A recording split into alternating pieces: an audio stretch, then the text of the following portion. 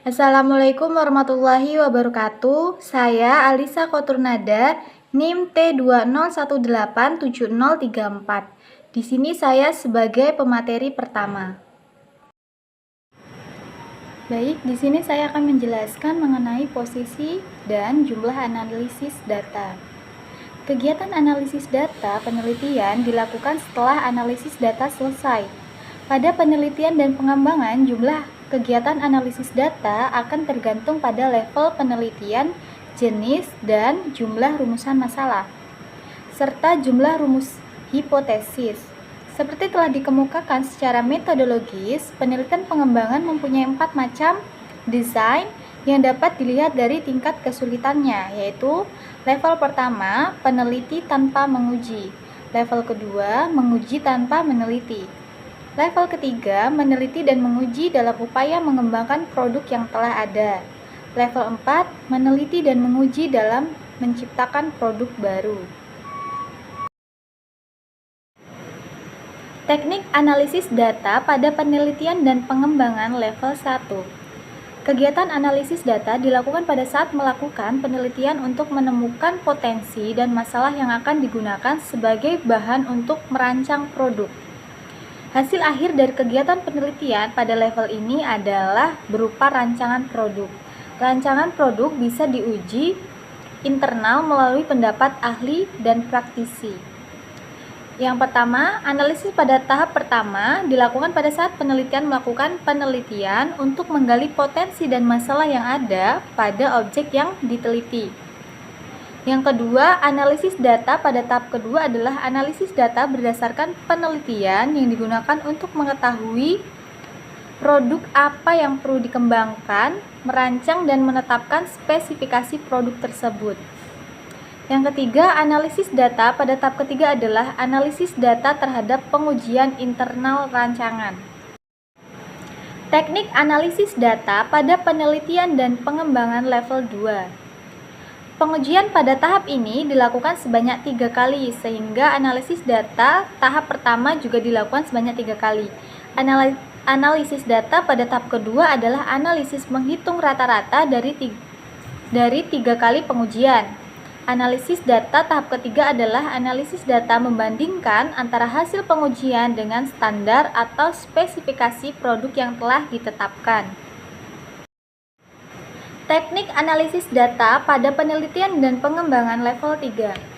Meneliti dan menguji produk dalam rangka mengembangkan produk yang telah ada. Melalui pengembangan diharapkan produk yang telah ada menjadi lebih efektif, efisien, praktis, menarik, dan memuaskan. Di sini ada 6 tahapan. Tahapan pertama dilakukan untuk menganalisis terhadap data yang diperoleh dari penelitian terhadap produk yang ada, baik dari aspek bentuk, performa, maupun spesifikasi kerjanya. Analisis yang kedua pada tahap ini dilakukan terhadap data hasil penelitian lapangan untuk mengetahui apakah produk tersebut sesuai kebutuhan lapangan atau tidak.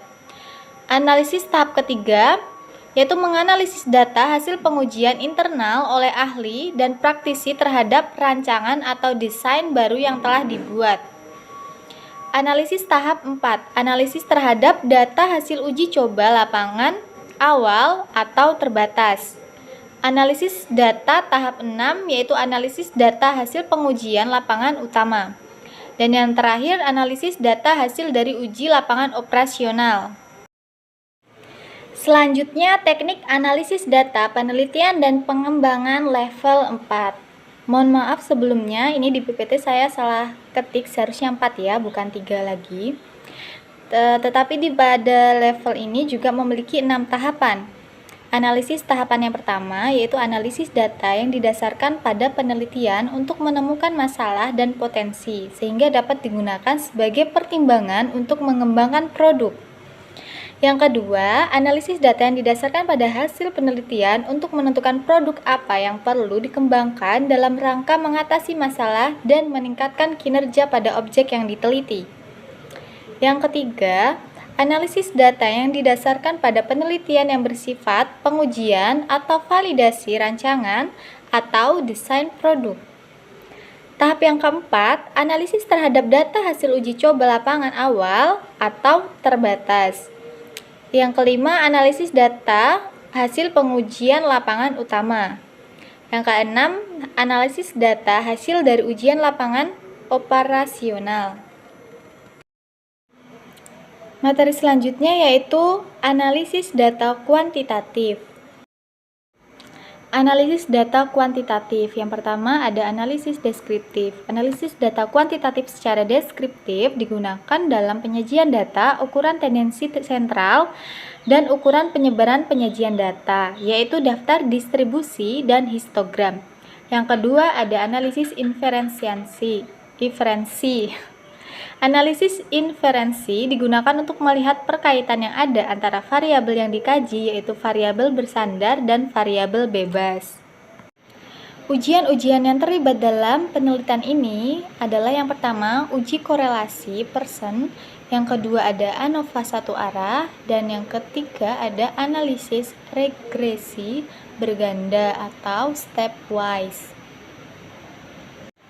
Demikian presentasi yang bisa saya sampaikan. Untuk materi selanjutnya akan dipaparkan oleh pemateri kedua. Assalamualaikum warahmatullahi wabarakatuh. Di sini saya akan melanjutkan pembahasan teman saya, yaitu tentang analisis data kualitatif. Yang pertama yaitu, sebelum lebih lanjut kita ketahui dulu apa pengertian dari analisis data itu sendiri. Analisis data itu merupakan tahap interpretasi data yang diperoleh dari penelitian di lapangan. Jadi, analisis data itu merupakan upaya atau langkah untuk menggambarkan secara naratif, deskriptif, atau tabulasi terhadap data yang diperoleh. Seperti itu. Tujuannya untuk penyimpulan atau penjelasan dari analisis data yang dilakukan itu melahirkan kesimpulan penelitian. Jadi dalam analisis data tidak bisa dilakukan begitu saja tanpa menggunakan alat analisis.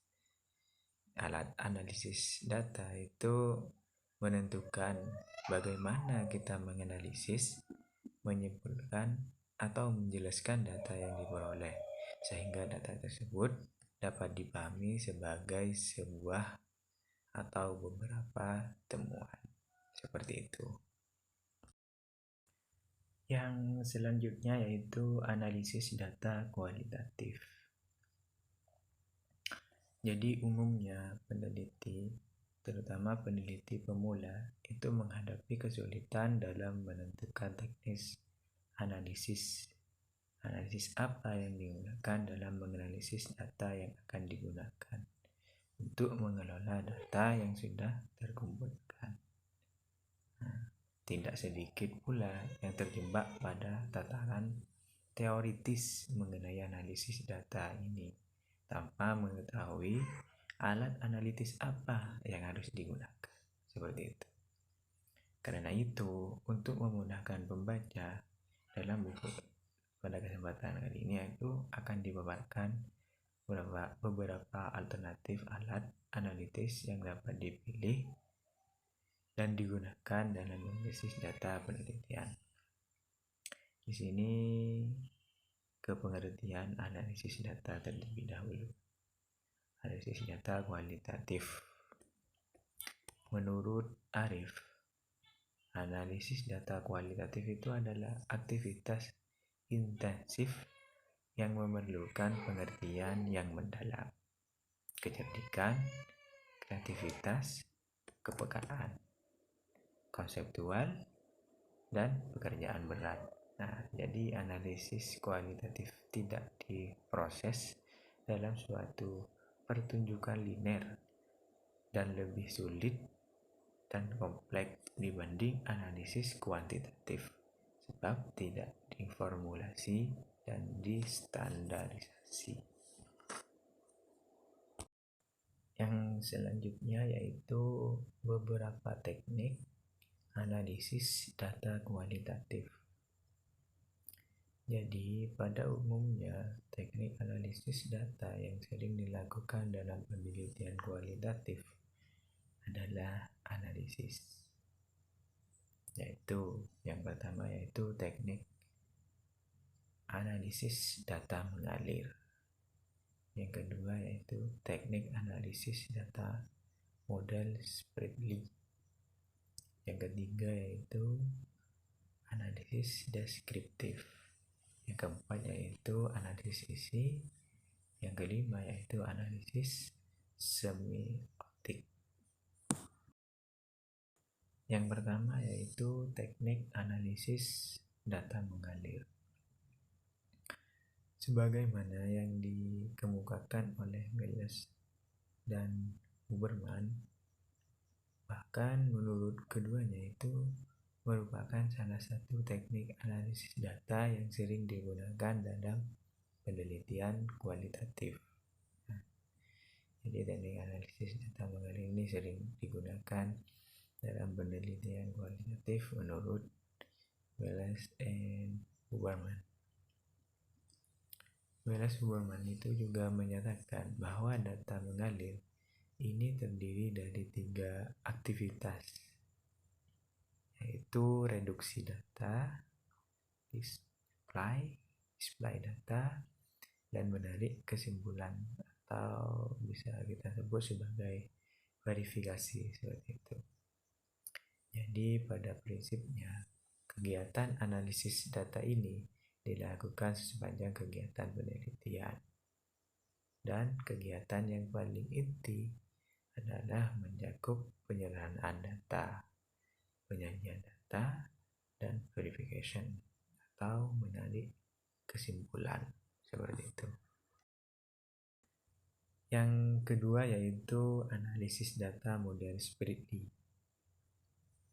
Menurut John Malone itu menjelaskan bahwa analisis data menurut model spreadly itu tidak terlepas dari keseluruhan proses penelitian.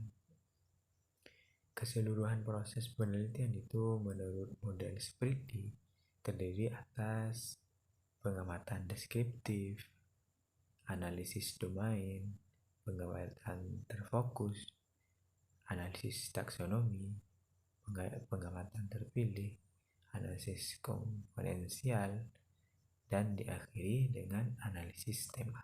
Seperti itu. Jadi hal ini itu menunjukkan bahwa penyelenggaraan penelitian itu dilakukan secara silih berganti antara pengumpulan data dan analisis data sampai pada akhirnya keseluruhan masalah penelitian itu terjawab seperti itu. Jadi analisis data menurut model ini memanfaatkan adanya apa yang dinamakan dengan hubungan semantik seperti itu.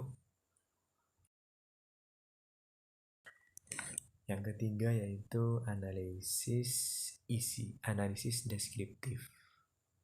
Jadi analisis deskriptif itu merupakan analisis yang dilakukan tentang fenomena yang terjadi pada masa sekarang.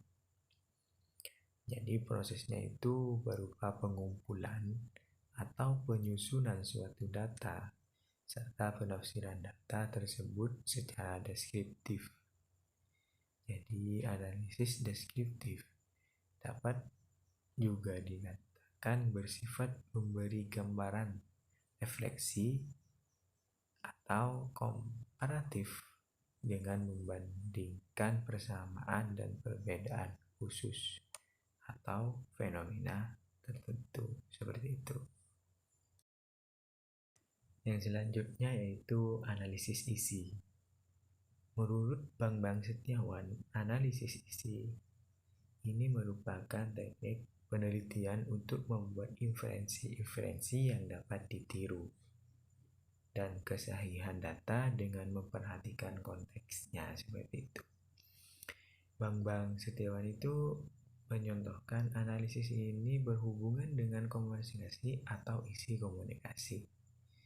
Jadi logika dasar dalam komunikasi bahwa setiap komunikasi selalu berisi pesan dalam sinyal komunikasinya itu, baik berupa verbal maupun non-verbal. Sejauh ini, maka komunikasi menjadi amat dominan dalam setiap peristiwa komunikasi.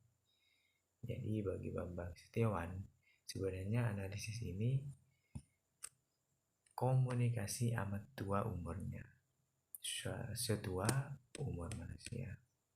Namun, pengguna teknik ini diintroduksikan di bawah nama analisis isi.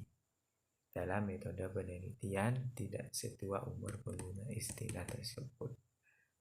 Jadi tuanya umur pengguna analisis isi dalam praktek kehidupan manusia ini terjadi karena sejak ada manusia di dunia, manusia saling menganalisis makna komunikasi yang dilakukan antara suatu dengan yang lain. Jadi gagasan untuk menjadikan analisis isi sebagai teknik penelitian itu justru muncul dari orang seperti Bernard Bergson. Ia telah menaruh banyak perhatian pada analisis isi itu tersebut, seperti itu. Yang selanjutnya yaitu analisis semiotika.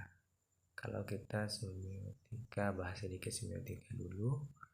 Jadi semiotika itu dilihat dari segi terminologis, itu merupakan ilmu yang mempelajari objek pengamatan, peristiwa tertentu, serta kebudayaan sebagai syarat atau tanda yang dapat dipahami secara luas dalam suatu masyarakat, seperti itu. Jadi analisis secara semiotik itu dapat diartikan sebagai upaya untuk mempelajari linguistik bahasa serta sebuah perilaku manusia yang dapat membawa makna ataupun fungsi tertentu sebagai tanda atau simbol atau isyarat, seperti itu. Jadi analisis semiotik ini biasanya menggunakan bahasa, juga sering digunakan objek tertentu, pemikiran tertentu, model pemakaian, mitos atau kepercayaan yang menunjukkan identitas masyarakat tertentu atau makna tertentu dalam suatu masyarakat, seperti itu. Nah, yang poin D yaitu analisis data kombinasi. Yang pertama yaitu pengantar metode penelitian kombinasi. Jadi, penelitian kombinasi atau kita sebut campuran sama juga sih, itu merupakan pendekatan baru dalam penelitian. Meskipun beberapa peneliti masyarakat itu yakin bahwa metode penelitian ini bukanlah merupakan penelitian, seperti itu. Hal ini disebabkan karena banyak peneliti yang telah melakukan pengumpulan data kuantitatif dan kualitatif secara bersama-sama, itu pun dalam satu penilaian yang sama. Namun meskipun demikian, untuk memasukkan bentuk data dari kedua hasil penelitian tersebut, terutama dalam hal desain dan metodologi, penelitiannya berbeda, dan ini merupakan hal yang baru dalam metode penelitian kombinasi itu sendiri. Menurut Caswell and Chart, penelitian kombinasi itu merupakan desain penelitian dengan asumsi filosofis di samping sebagai metode inquiry, seperti itu. Yang selanjutnya yaitu kelebihan metode penelitian kombinasi.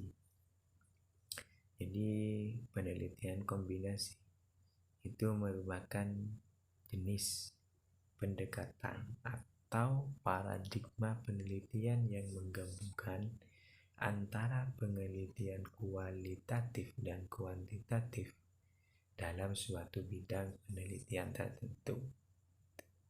Seperti dalam penelitian ini, apakah peneliti menggabungkan penelitian dengan menggunakan penelitian kualitatif sebagai data utama, sedangkan data penilaian kuantitatif sebagai data pendukung? Nah, jika demikian, maka penilaian ini disebut penilaian explanatory decision design, atau sebaliknya, data penelitian kuantitatif sebagai data utama, sedangkan data penelitian kualitatif sebagai data pendukung. Nah, jika demikian, maka itu disebut sebagai exploratory decision design, atau malah terserah dari mana mulainya. Dan ini disebut sebagai embedded. Seperti itu. Yang selanjutnya kita ke poin C, yaitu jenis metode penelitian kombinasi. Jadi menurut Creswell ada 4 jenis desain metode penelitian kombinasi atau campuran seperti itu. Yang pertama yaitu triangulation design, the embedded design, the planetary design, the exploratory design. Jadi masing-masing jenis desain metode penelitian tersebut dapat dijelaskan sebagai berikut. Yang pertama yaitu triangulation design. Jadi pendekatan yang paling umum dalam metode kombinasi adalah desain triangulasi. Itu tujuan dari desain triangulasi ini adalah untuk mendapatkan data yang berbeda. Dari apa? Dari topik yang sama, untuk memahami masalah penelitian dengan baik. Jadi intensitas penggunaan desain triangulasi ini adalah untuk mempertemukan kekuatan antara ketidaksimpangsiuran kelemahan yang muncul dalam metode kuantitatif. Misalnya ukuran sampel, tren, dan generalisasi. Dengan metode kualitatif, yaitu kecilnya ukuran jumlah sajian dan kedalaman penelitian. Seperti itu. Yang selanjutnya yaitu yang B, yaitu the embedded design. Dan salah satu desain penelitian kombinasi di mana seperangkat data itu memberikan peran sebagai pendukung dalam studi yang didasarkan pada jenis data yang lain. Jadi pernyataan dalam desain embedded ini merupakan seperangkat data tunggal yang tidak cukup. Perbedaan pertanyaan itu harus diperlukan untuk dijawab. Jadi dan masing-masing jenis pertanyaan itu diperlakukan untuk jenis data yang berbeda tersebut.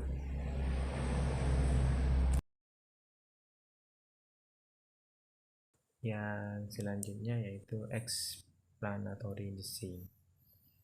Jadi desain penelitian explanatory ini merupakan desain penelitian kombinasi yang terdiri dari 2 fase, yaitu desain penelitian yang dimulai dengan pengumpulan dan analisis data. Itu fase pertama. Ini diikuti dengan bagian pengumpulan dan analisis data kuantitatif. Fase kedua yaitu fase penelitian kualitatif, dirancang mengikuti hubungan atau hasil kuantitatif pada fase pertama. Kenapa? Karena desain explanatory ini dimulai dengan kuantitatif. Maka para peneliti itu menempatkan penekanan yang lebih besar pada metode kuantitatif daripada metode kualitatif itu sendiri, seperti itu. Jadi tujuan sign explanatory ini sejauh adalah bahwa data kuantitatif itu membantu menjelaskan dan membangun hasil penelitian kuantitatif, seperti itu. Yang selanjutnya yaitu exploratory design. Jadi desain penelitian exploratory ini itu merupakan desain penelitian kombinasi yang merupakan hasil dari metode penelitian yang pertama, yaitu kualitatif, yang mana itu dapat membantu mengembangkan atau menginformasikan metode kedua, yaitu kuantitatif. Jadi dalam desain penelitian ini itu didasarkan pada pernyataan bahwa eksplorasi diperlukan untuk satu dari beberapa alasan. Di antaranya itu mengukur atau instrumen tidak tersedia, variabel atau tidak dikenal, atau tidak ada yang kerangka bimbingan atau teori. Ya, jadi karena desain penelitian ini dimulai dengan kualitatif, maka desain penelitian ini cocok untuk mengungkap fenomena. Yang selanjutnya yaitu bagian D, yaitu data kuantitatif dan kualitatif itu sebagai dasar dari analisis data kombinasi, seperti itu, atau metode kombinasi. Jadi penelitian kombinasi itu melibatkan dua teknik pengumpulan data dan analisa dua, yaitu kualitatif dan kuantitatif. Nah, jadi dan hal ini itu sudah mendasar terbangunnya penelitian kombinasi, seperti itu. Jadi data kualitatif meliputi informasi secara terbuka dan tertutup, seperti menentukan instrumen, sikap, perilaku, atau kinerja, seperti itu. Jadi jenis pengumpulan datanya itu mungkin juga melibatkan pengguna checklist secara terbuka atau tertutup, seperti itu, di mana peneliti itu mengecek perilaku yang kelihatan atau nampak. Ya, sementara informasi kuantitatif itu ditemukan dalam dokumen seperti rekaman sensus, rekaman kehadiran, analisis terdiri. Nah, jadi analisis itu terdiri dari data yang dianalisis secara statistik yang dikumpulkan dalam instrumen, checklist, atau dokumen umum atau publik untuk menjawab pertanyaan penelitian untuk menguji hipotesis itu. Untuk yang selanjutnya yaitu yang terakhir, yang yaitu pentingnya metode kombinasi. Ini penelitian yang menghasilkan kesimpulan berdasarkan temuan di lapangan hanya akan menjadi suatu konstruksi sosial penelitian pada lapangan tertentu. Jadi apabila diketahui secara kualitatif semua, sedangkan penelitian yang dilakukan secara kuantitatif hanya akan memberikan atau membeberkan fakta atau data dari lapangan secara angka-angka, tidak menggambarkan aksi, reaksi, dan tindak psikologis mengenai setuju atau tidaknya kesimpulan peneliti yang dilakukan. Itu dengan kata lain, data yang dihasilkan dari penelitian itu hanya merupakan kumpulan data sesaat bukan sebagai reaksi mengapa pernyataan itu muncul sebagai temuan seperti itu.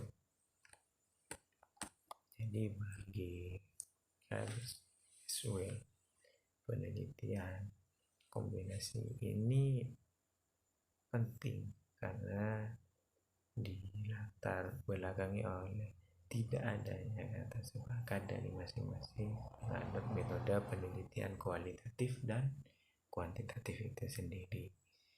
Jadi sehingga muncullah metode penelitian kombinasi. Sebenarnya itu sebagai jalan tengah untuk menjembatani perbedaan kedua penganut paham kualitatif dan kuantitatif itu sendiri. Jadi dalam pandangan Carswell, penelitian yang dilakukan itu tidak cukup hanya dengan mengandalkan hanya salah satu paradigma penelitian, entah itu kualitatif atau kuantitatif tersebut. Akan tetapi perlu dibangun paradigma baru bahwa penelitian dan lensing itu disebut dengan metode kombinasi atau mixed methods. Jadi mungkin hanya itu pembahasan dari saya. Apabila ada kesalahan tutur kata atau tingkah laku, kami mohon maaf yang sebesar-besarnya. Akhirul kalam, wassalamualaikum warahmatullahi wabarakatuh. Jadi jangan lupa makalahnya dibaca. Mungkin kalau cuma sekedar penjelasan YouTube seperti ini kurang bisa dipahami seperti itu ya.